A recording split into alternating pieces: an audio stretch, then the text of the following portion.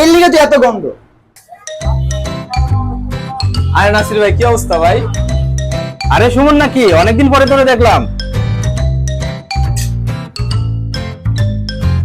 ভাই কাজকর্ম বহুত ব্যস্ত থাকি তো এদিকে আসা হয়। ঠিক আছে, তুমি আসলে আমাদের ভালো লাগে। মামুন ওরা বসতে দে।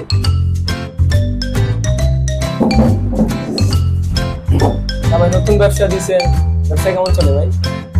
এই তো তোকে তো আল্লাহর রহমতে ব্যবসা ভালোই চলতেছে। এখন কি খাবি বল? অনেকদিন পর আসতো, ঠান্ডা খাবি নাকি কফি খাবি?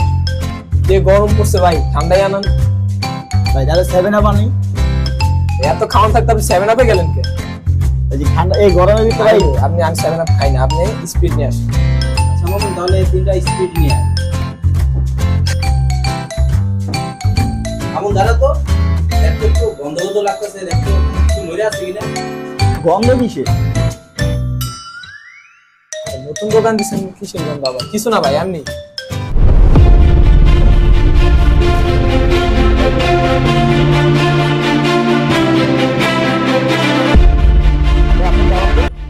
ভাই ওঠেন আপনি।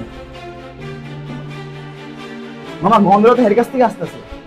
তুই শিওর ওর এখান থেকে গন্ধ হইতেছে? আচ্ছা তুই চেক কর, ছোট ভাই কিছু তুই মনে করিস না।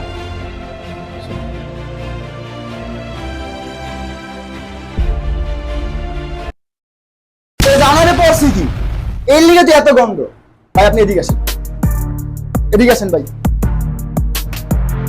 আয় ভাইরা, আজ যদি এই এলাকা না দেখি। দেখছেন মামা, কইতেছিলাম না অর্থে গন্ধ যাইতেছে, আপনি তো বিশ্বাস করলেন না আমার কথা। ভাই এতদিন পরে এলাম ভাই, এইভাবে অপমান করলা ভাই। তোর কপালটা ভালো, তোর লাঠিটা বের করিনি, ঠিক আছে? এখন তোর সম্মানের দিকে তাকায়া তোর ঠিকঠাক মতো বের করেছি। গতবারও তোর ওয়ার্নিং দিছি, বলছি যে তুই এই টি শার্ট গুলো পরবি না আর, ঠিক আছে? বাইরে এখান থেকে বাইরে, আমার দোকানের সামনে থেকে। কি রে জানো তুই আবার আইছস? ভাইরা কি